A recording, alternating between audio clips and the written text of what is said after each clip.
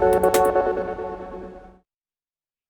आप देख रहे हैं जन टीवी और मैं आपके साथ आकांक्षा पारिक। खबरों की शुरुआत से पहले एक नजर हेडलाइंस पर।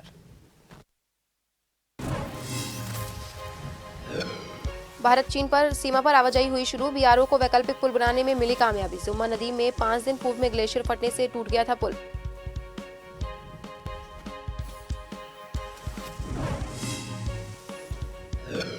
उधम सिंह नगर की किच्छा कोतवाली पुलिस को मिली बड़ी कामयाबी। करीब 9 लाख कीमत के स्मैक के साथ उत्तर प्रदेश निवासी 2 नशा तस्करों को किया गिरफ्तार।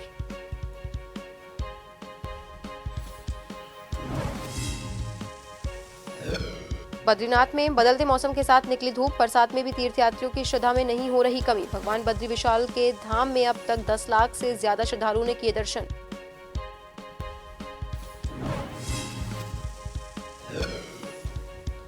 उत्तराखंड में कांवड़ यात्रा चरम पर, लाखों लोग पहुंच रहे हरिद्वार। बीजेपी ने कहा शहीदों के घर गंगाजल पहुंचाने की भी है थीम।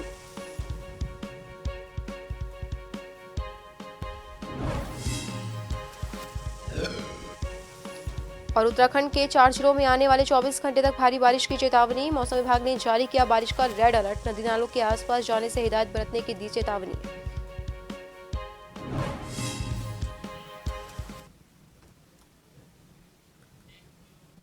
भारत चीन सीमा पर आवाजाही हुई शुरू। कड़ी मशक्कत के बाद बीआरओ को आखिरकार मिली हिंदुस्तान का अंतिम सरहद नीति घाटी के, जिस नीति घाटी के पास जुम्मा गांव बसा हुआ है। आपको बता दें, जिस जुम्मा नदी में विगत 5 दिन पूर्व में जबरदस्त ग्लेशियर फटा था, जिस कारण बीआरओ का करीबन 40 मीटर लंबा आवाजाही करने वाला मुख्य पुल ग्लेशियर फटने के चलते देर रात तकरीबन 12 बजे के आसपास पूरी तरह से गायब हो गया था। बड़ी बात यह है कि बीआरओ के द्वारा लगातार दिन और रात वैकल्पिक पुल बनाने का निर्माण कार्य किया जा रहा था। आखिरकार बीआरओ को वैकल्पिक पुल बनाने में कामयाबी हासिल हो गई है।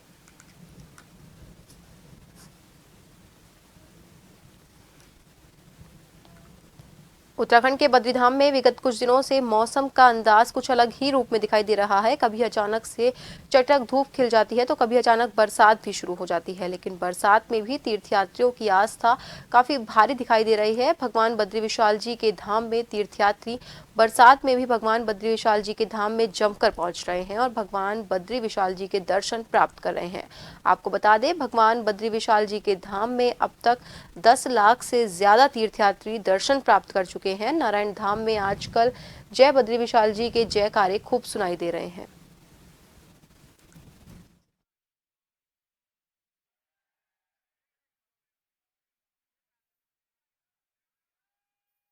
उधम सिंह नगर की किच्छा कोतवाली पुलिस को बड़ी कामयाबी हाथ लगी है। किच्छा पुलिस ने करीब 9 लाख कीमत के स्मैक के साथ उत्तर प्रदेश निवासी 2 नशा तस्करों को गिरफ्तार कर लिया। पुलिस ने पकड़े गए दोनों आरोपियों के खिलाफ एनडीपीएस की धाराओं में मुकदमा दर्ज कर कार्रवाई शुरू कर दी है।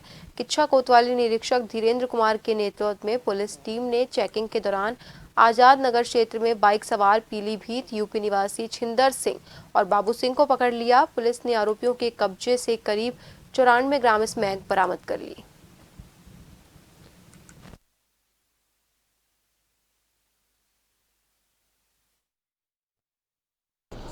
ये माननीय मुख्यमंत्री महोदय के निर्देशानुसार वर्ष 2025 तक उत्तराखंड देवभूमि को नशा मुक्त बनाने का अभियान चलाया जा रहा है। इस अभियान के तहत हम लोग को एक महत्वपूर्ण सफलता मिली है, जिसमें किच्छा क्षेत्र में नशे की तस्करी कर रहे 2 लोगों को हम लोगों ने गिरफ्तार किया है, जिनसे लगभग 90 ग्राम स्मैक बरामद हुई है।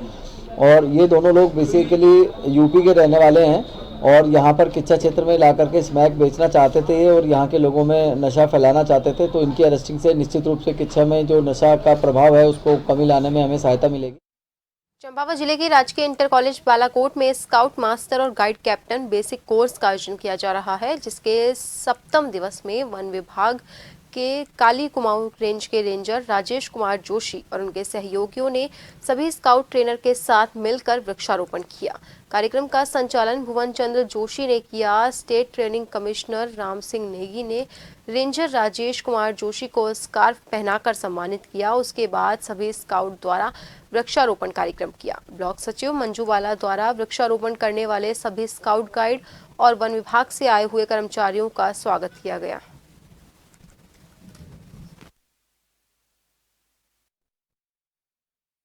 मिट्टी आज मेरा पहली बार ये सौभाग्य हुआ है बालाकोट राजकीय इंटर कॉलेज बालाकोट में। आज हमारे बीच में स्काउट के समस्त स्टाफ में और हमारे वन विभाग के कर्मचारियों द्वारा यहाँ पर पौधारोपण कार्य किया गया और इसमें पौधों की महत्ता के बारे में इनको विस्तार से बताया गया कि इन पौधों की कब तक किस समय तक देखरेख करनी है। वैसे 500 वर्ष तक इसकी देखरेख करनी है। में पहली बार स्काउट मास्टर और गाइड कैप्टन का ये कैंप लगा हुआ है, बेसिक कैंप, और आज हमारे बीच वृक्षारोपण हुआ है। एक वृक्ष सबका मित्र, ये इसी मुहिम को लेते हुए आज बेहद वृक्षारोपण किया गया। जिलों में आने वाले 24 घंटे तक भारी बारिश की चेतावनी जारी की गई है। आपको बता दें, उत्तराखंड में मौसम विभाग ने बारिश का रेड अलर्ट जारी किया है। देहरादून, टिहरी, पौड़ी और हरिद्वार जिले रेड अलर्ट में रखे गए हैं। वहीं अन्य जिलों के लिए बारिश का ऑरेंज अलर्ट जारी किया गया है। 18 जुलाई को प्रदेश भर में ऑरेंज अलर्ट रहेगा। 19 जुलाई के लिए प्रदेश के सभी जिलों में बारिश का येलो अलर्ट है। वहीं इसके साथ ही प्रशासन ने नदी नालों के आसपास जाने से हिदायत बरतने की चेतावनी भी दी है।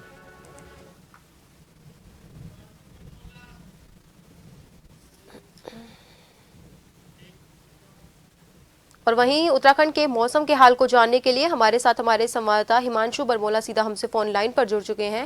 हिमांशु, मौसम विभाग ने 4 जिलों में रेड अलर्ट जारी किया है। इस दौरान बारिश को देखते हुए प्रशासन ने क्या कुछ पुख्ता इंतजाम किए हैं लोगों की सुरक्षा के लिए? निश्चित रूप से आकांक्षा, आपको बताना चाहता हूँ कि उत्तराखंड में 4 जिलों में रविवार को भारी बारिश के चलते रेड अलर्ट जारी किया गया है। और ये इन जिलों की बात की जाए तो देहरादून, टिहरी, पौड़ी, हरिद्वार, इन जिलों को लेकर रेड अलर्ट किया गया है। जबकि जो अन्य जिले हैं, पर्वतीय जिले हैं, उसमें ऑरेंज अलर्ट जारी किया गया है। साथ ही साथ जो मौसम विभाग के निदेशक हैं विक्रम सिंह, उनके मुताबिक 17 जुलाई को देहरादून, टिहरी, पौड़ी, चंपावत, नैनीताल और उधम सिंह नगर के लिए भारी से भारी बारिश का भी अलर्ट जारी किया गया है। और 18 जुलाई को पूरे प्रदेश भर में ऑरेंज अलर्ट जारी किया गया है। जबकि 19 जुलाई की बात की जाए तो सभी जिलों में बारिश को देखते हुए येलो अलर्ट जारी किया गया है। साथ ही साथ ये भी कहा गया है कि भारी बारिश और गर्जन के साथ साथ बिजली चमकने की संभावना को देखते हुए ये रेड अलर्ट घोषित किया गया है। और इसी की चेतावनी को देखते हुए जिले में सभी जिलों में विशेष सावधानियां बरतने के लिए आपदा प्रबंधन की जो IRS प्रणाली है, जो नामित अधिकारी हैं, विभागीय नोडल अधिकारी हैं, उनको सतर्क रहने के निर्देश दिए गए हैं। साथ ही साथ इस वक्त SDRF, NDRF और तमाम जितनी भी आपदा प्रबंधन से विभाग से लगभग जो भी समितियां हैं उनको अलर्ट मोड पर रखने के निर्देश दिए गए हैं। और अभी शासन द्वारा जो जिले हैं उन जिलों के जिलाधिकारियों के लिए 14 निर्देश निकाले गए हैं। इसमें सबसे मुख्यतः देखा जाए तो सभी जिलों को यही कहा गया है कि सभी जिलाधिकारियों को कि सतर्क मोड पर रहें, क्योंकि भारी बारिश की चेतावनी दी गई है और आकाशीय बिजली की चेतावनी दी गई है। साथ ही साथ मौसम विभाग के निदेशक का ये भी कहना है कि जो नदी नाले के किनारे रहने वाले लोग हैं उन लोगों को सावधानी बरतने की हिदायत दी गई है। साथ ही साथ जो चारधाम यात्रा है, साफ तौर पर कहा गया है कि अगर आवश्यकता ना हो तो चारधाम यात्रा पर भी ना आए और बाहर भी न निकलें। और जहां पर जान माल के नुकसान होने की संभावना है वहां पर वाहनों को और भेड़ बकरियों को भी या जो पशु हैं उनको बाहर न रखें। ये आकांक्षा। जी हिमांशु, प्रशासन तो अपनी ओर से पूरी तैयारियां कर रहा है। वहीं अगर बात लोगों की जाए, जिस वक्त कांवड़ यात्रा भी अपने चरम पर है, उस वक्त ये रेड अलर्ट जारी हुआ है। तो इस रेड अलर्ट के चलते जो लोग हैं उनकी यात्रा में और उनकी संख्याओं में कितनी कमी आई है? निश्चित रूप से आकांक्षा, अभी कांवड़ यात्रा उत्तराखंड में चल रही थी जो 15 तारीख समाप्त हो चुकी है। इसकी विधिवत घोषणा भी हो चुकी है कि 15 तारीख जो कांवड़ यात्रा है उसका अंतिम दिन था और समापन की घोषणा भी हो चुकी है। हालांकि लोग अभी भी अपने हरिद्वार से अपने घर के लिए प्रस्थान कर रहे हैं। तो ऐसे में प्रशासन सचेत है, जगह जगह पर अभी भी जो पुलिस है, पुलिस प्रशासन है वो मौजूद है, वो सतर्क रहने का सतर्कता बरतते हुए है। साथ ही साथ SDRF और NDRF की टीमें भी यहाँ पर तैनात है। चाहे हरिद्वार में इस दौरान लश्कर की बात की जाए तो तटबंध टूटे थे और लश्कर में बाढ़ जैसी स्थिति आ चुकी थी। बावजूद इसके कि जितने भी शासन प्रशासन के अधिकारी हैं, आला अधिकारी हैं, वो मौके पर मौजूद रहे। और इसके साथ ही सबसे बड़ी बात देखने को ये मिली कि इस वक्त सेना की भी मदद मांगी जा रही थी। हालांकि सेना को स्टैंड बाई मोड पर रखा गया था। मुख्यमंत्री पुष्कर सिंह धामी ने साफ तौर पर कहा था कि अगर जरूरत पड़े तो सेना को भी बुलाया जा सकता है। हालांकि जो उत्तराखंड का SDRF और जिला अधिकारी हैं वो लोग मौके का मुआयना कर रहे हैं और तमाम तरीके के जहाँ पर संवेदनशील इलाके हैं तो वहां पर जाकर भी वो मौके का मुआयना कर रहे हैं और संवेदनशीलता के साथ पूरी की पूरी तरह से सतर्कता बरतने के निर्देश भी दे रहे हैं। जी बहुत बहुत धन्यवाद हिमांशु तमाम जानकारी के लिए। तो आप सभी को बता दें कि उत्तराखंड में 4 जिलों में रेड अलर्ट जारी किया गया है। वहीं जो अभी तक भी कांवड़ यात्रा चरम पर थी, 15 जुलाई उसकी लास्ट डेट थी, और वहीं जो चारधाम यात्रा है उसको लेकर भी लोगों से अनुरोध किया गया है कि मौसम को देखकर ही यात्रा के बारे में सोचें। वहीं इसके साथ ही प्रशासन ने हरिद्वार में एनडीआरएफ और एसडीआरएफ की टीम्स की भी तैनाती की है, क्योंकि लोग कांवड़ यात्रा को पूरा करके अपने घर की ओर वापस लौट रहे हैं। इसके साथ ही प्रशासन ने लोगों को नदी और नालों के पास न जाने की हिदायत भी दी है मौसम को देखते हुए। देश के नागरिकों के लिए बेहतर स्वास्थ्य व्यवस्था देने के लिए राजधानी देहरादून में केंद्रीय स्वास्थ्य और परिवार कल्याण परिषद के 15वें सम्मेलन में 2 दिवसीय स्वास्थ्य चिंतन शिविर का आयोजन किया गया, जिसमें 25 प्रदेशों के स्वास्थ्य मंत्रियों ने हिस्सा लिया। इस बैठक की अध्यक्षता कर रहे केंद्रीय स्वास्थ्य और परिवार कल्याण मंत्री डॉक्टर मनसुख मांडविया ने इस बैठक में सभी राज्यों से स्वास्थ्य सेवाओं पर ज्यादा बजट खर्च करने का आग्रह किया है। 2 दिवसीय चिंतन शिविर के समापन पर डॉक्टर मनसुख मांडविया ने कहा कि चिंतन शिविर में आए सभी राज्यों के साथ हुई बैठक में स्वास्थ्य सेवाओं को आधुनिक बनाने पर जोर दिया गया है। सभी राज्यों को भी प्रत्येक महीने स्वास्थ्य सेवा चिंतन शिविर आयोजित करने को कहा गया है। उन्होंने कहा कि बैठक काफी सकारात्मक रही है। टेली कंसल्टेशन, हमारे पहाड़ी क्षेत्र में दूर सुदूर कोई पीएचसी हो और उसको कोई वहाँ से उसको ऋषिकेश एम्स पहुँचने में 10 घंटा लगता है, 5 घंटा लगता है, 6 घंटा लगता है, ऐसी स्थिति में उसको वहाँ से यहाँ आना ना पड़े, क्या करना चाहिए? तो उसके लिए टेली कंसल्टेशन से यहाँ के स्पेशलिस्ट डॉक्टर से वो सीधा जुड़ जाए। उसके लिए ई संजीवनी प्लेटफॉर्म का उपयोग करके टेली कंसल्टेशन चालू किया है। दूसरा एक प्रयोग चालू किया है, धीरे धीरे वो रूटीन में आएगा, वो है वहाँ कोई डॉक्टर साहब तो मिल गया उसको और कहा पीएचसी पर कि उसको ये मेडिसिन इमीडिएट चाहिए और ये मेडिसिन नहीं है तो क्या करेंगे? तो एक सक्सेस प्रयोग हुआ। एम्स ऋषिकेश ने अभी ड्रोन सर्विस चालू करने के लिए निर्णय किया है और दूर सुदूर इलाके में भी, पहाड़ में भी वहाँ से मेडिसिन लाना है तो यहाँ से मेडिसिन वहाँ इमीडिएट पहुंचाने की आवश्यकता हुई हो तो पहुंचा देंगे। हमारे स्वास्थ्य मंत्री जी ने सभी राज्यों को कहा है कि 2-2 दिन का चिंतन शिविर राज्यों को भी करना चाहिए। हम अगस्त के महीने में या सितंबर के महीने में अपने प्रदेश का भी चिंतन शिविर करने जा रहे हैं। और बड़ी बात यह है कि नीति आयोग ने उत्तराखंड राज्य की बहुत सराहना की है कि उत्तराखंड राज्य ने प्रति जो बच्चों पे बच्चियां पैदा होती हैं यानी लिंगानुपात पे बहुत अच्छा काम हमारे राज्य में हुआ है। टीबी मुक्त भारत और टीबी मुक्त उत्तराखंड पे हमारे राज्य में बहुत अच्छा काम हुआ है। और बड़ी बात यह है कि हमारे राज्य में सबसे बड़ा काम यह हुआ है कि हम लोगों ने जो फैकल्टी की तनख्वाह बढ़ाने का काम किया है, जो है एएनएम भर्ती करने का प्रयोग किया है। एक छोटे से ब्रेक के लिए जल्द हाजिर होंगे, बने रहिए जन टीवी के साथ।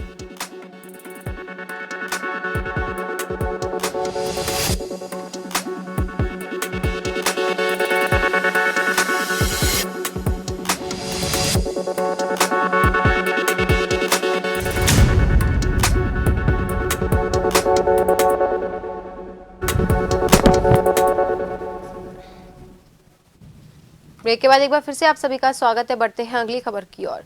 मुख्यमंत्री पुष्कर सिंह धामी ने स्वास्थ्य चिंतन शिविर में जाने से पहले अचानक रजिस्ट्रार कार्यालय में औचक निरीक्षण किया।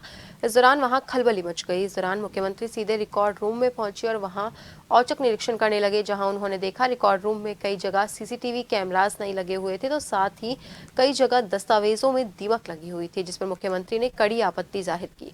आपको बता दें, बीते काफी समय से देहरादून में कई जमीनों के रिकॉर्ड में हेराफेरी की बातें सामने आ रही थी, जिस पर देहरादून जिलाधिकारी ने जांच की बात कही थी। लेकिन आज मुख्यमंत्री के औचक निरीक्षण के बाद मुख्यमंत्री ने कड़े शब्दों में जिलाधिकारी को हिदायत देते हुए कहा कि मामले की जांच की जाए और जांच पूरी होने पर दोषियों पर कार्रवाई होने के साथ ही रिकॉर्ड रूम में सीसीटीवी कैमरे और धीमी कर रही व्यवस्था जल्द करवाई जाए। वहीं देहरादून जिलाधिकारी से सवाल पूछे जाने पर उन्होंने कहा, मुख्यमंत्री ने जो भी निर्देश दिए हैं उनका जल्दी ही पालन किया जाएगा और जांच पूरी होने पर दोषियों पर उचित कार्रवाई की जाएगी।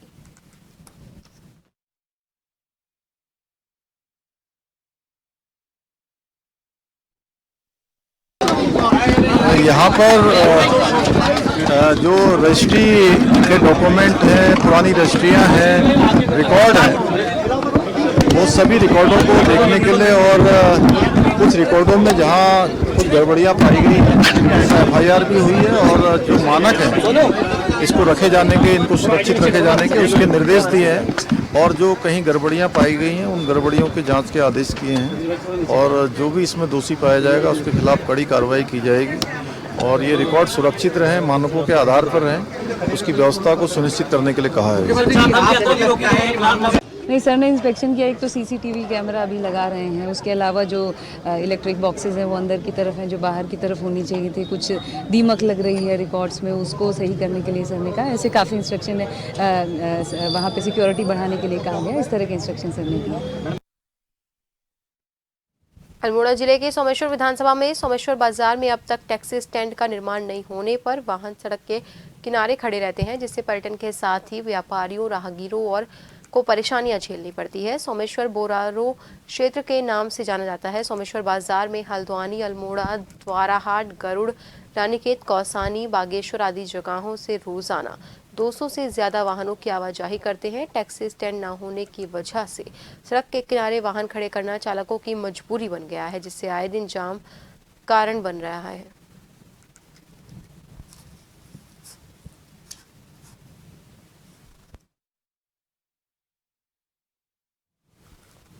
उत्तराखंड राज्य निर्वाचन आयोग ने प्रेस वार्ता कर कहा कि प्रदेश में 21 जुलाई से 21 अगस्त तक एक महीने का सघन अभियान चलाया जाएगा, जिसके तहत सभी BLO घर घर जाकर सभी मतदाताओं का सत्यापन करेंगे। सत्यापन अभियान के दौरान जिन लोगों ने अब तक वोटर कार्ड में नाम नहीं चढ़ पाए हैं, जिन लोगों के, उनके भी वोटर कार्ड बनाए जाएंगे, साथ ही वोटर कार्डों में संशोधन भी किए जाएंगे।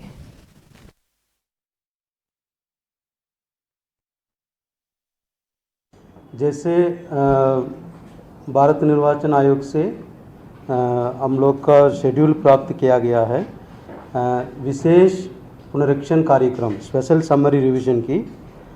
इसमें जो प्री रिवीजन एक्टिविटीज़ था, हम लोग जितना हमारा BLOs थे और ERO AERO को ट्रेनिंग करना था, हमारा कार्यालय द्वारा जो प्रिपरेटरी एक्टिविटी करना था हम लोग कर चुका है। अभी BLOs द्वारा डोर टू डोर वेरिफिकेशन के लिए 21 जुलाई 2023 से लेकर 21/8/2023 तक लगभग 1 महीना का डोर टू डोर सर्वे करेंगे। उत्तराखंड के कृषि मंत्री गणेश जोशी ने विभाग की समीक्षा बैठक की, जिसमें भारी बारिश की वजह से प्रदेश में किसानों को हुए नुकसान के बारे में चर्चा हुई। हरिद्वार में बाढ़ आने से सैकड़ों किसानों की सालों की मेहनत बर्बाद हो गई है, लेकिन राज्य सरकार अब किसानों के नुकसान का आकलन करने, उनको मुआवजा देने की तैयारी में जुट गई है। कृषि मंत्री गणेश जोशी ने अधिकारियों को किसान के नुकसान की रिपोर्ट बनाकर जल्द मुआवजा देने की बात कही है।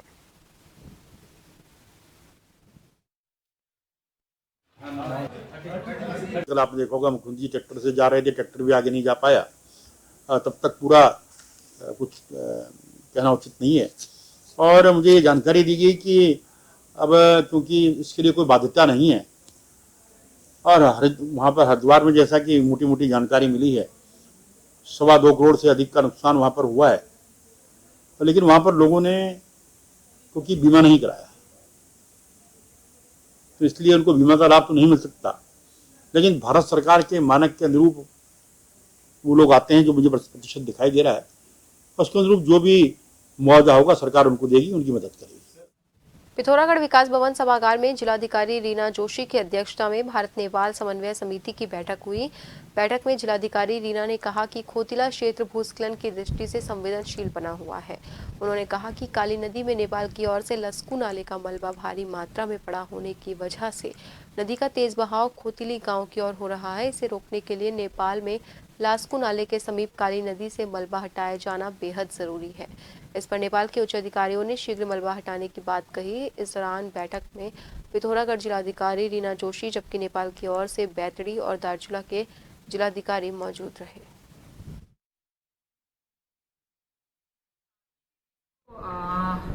के अरे एउटा धारचुलाको छारथुङ र हाम्रो 80 गडामा निर्माण हुन गइरहेको र अर्को जुलाघाटमा हुन गइरहेको मोटर पुलको सम्बन्धमा हामी आफ्ना तर्फबाट आउने अवरोधहरूलाई निराकरण गर्नेछौँ र समयमै त्यो पुलहरू सम्पन्न गर्नका लागि हर प्रयास मदद गर्नेछौँ भन्ने आश्वासन दिन्छौँ। हम लोगों को कुछ इश्यूज थे जिसको हम लोगों ने डिस्कस किया है, जिसमें काली रिवर में तटबंध को लेकर भी इशू आए थे, वो भी हम लोगों ने डिस्कस किया है और बहुत ही पॉजिटिव रिस्पांस मिला है। और इसके अलावा उनके भी कुछ और इश्यूज थे, मानव तस्करी को लेकर, कुछ वन्य जीवों की तस्करी को लेकर, कुछ ड्रग्स के इश्यूज को लेकर, उसको भी हम लोगों ने बहुत ही उनको आश्वासन दिया है कि इस तरह के कोई इशू भविष्य में नहीं पैदा होंगे।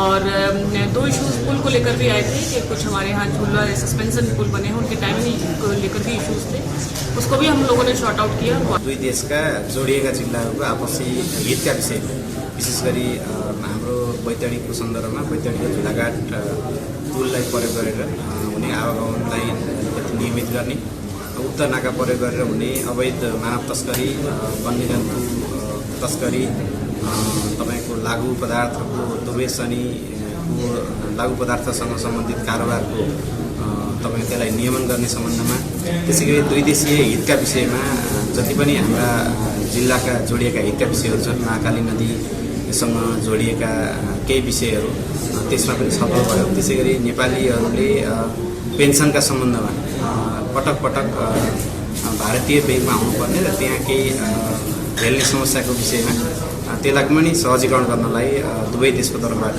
एउटा समझदारी बनेको छ। त्यसमा पृथ्वीको डीएम साहबले अब त्यसलाई थप सफल गरेर यूसीसी को लेकर लगातार कई बार बयानबाजी अलग अलग संगठनों और पार्टी द्वारा देखने को मिली है। राज्यसभा सांसद नरेश बंसल ने कहा, संविधान में यूनिफॉर्म सिविल कोड को लेकर प्रावधान है। सुप्रीम कोर्ट कई बार कह चुका है कि आज पूरे देश में समान कानून होना चाहिए। देश की जनता चाहती है कि सभी के लिए समान नागरिक संहिता होनी चाहिए। देखिए, यूनिफॉर्म सिविल कोड ये संविधान की भावना है, संविधान बनाने वालों ने उसमें लिखा है, कहा है। सुप्रीम कोर्ट कई बार कह चुका है कि पूरे देश में एक कानून बनना चाहिए, समान नागरिक संहिता बननी चाहिए। आखिर किसी के लिए कुछ, किसी के लिए कुछ क्यों हो? तो आज देश में ऐसा वातावरण बना है कि देश के अधिकांश जनता चाहती है कि समान नागरिक संहिता बने। उत्तराखंड में बद्री केदार मंदिर समिति ने अपने कर्मचारियों की सेवा नियमावली बनाने की कवायद शुरू कर दी है, जिसमें सेवा नियमावली के प्रस्ताव को बोर्ड बैठक में मंजूरी मिलने के बाद शासन को भेज दिया गया। समिति के अध्यक्ष अजेंद्र अजय ने कहा कि कई बार समिति अस्थायी कर्मचारियों के वेतन से जुड़े निर्णय भी नहीं ले पा रही थी, इसीलिए सेवा नियमावली का बनना जरूरी था, जिस पर अब विभागीय कार्यवाही शुरू हो चुकी है। उम्मीद है शासन स्तर पर भी सेवा नियमावली को जल्द ही मंजूर कर लिया जाएगा। देखिए, आप जानते हैं कि बद्रीनाथ केदारनाथ मंदिर समिति एक महत्वपूर्ण संस्थान है, लेकिन वहाँ पर अभी तक जो कर्मचारी अधिकारी हैं उनके लिए किसी प्रकार की कोई सेवा नियमावली नहीं थी। सेवा नियमावली न होने के कारण अनेक प्रकार की विसंगतियाँ उत्पन्न हो रही थी, चाहे वो वेतन से लेकर के, प्रमोशन से लेकर के, और अन्य भी कई तरीके की विसंगतियाँ हो रही थी। हम जो अस्थायी कर्मचारी हैं उनकी नियुक्ति नहीं कर पा रहे थे। इस प्रकार की अनेक कठिनाइयाँ हमको हो रही थी।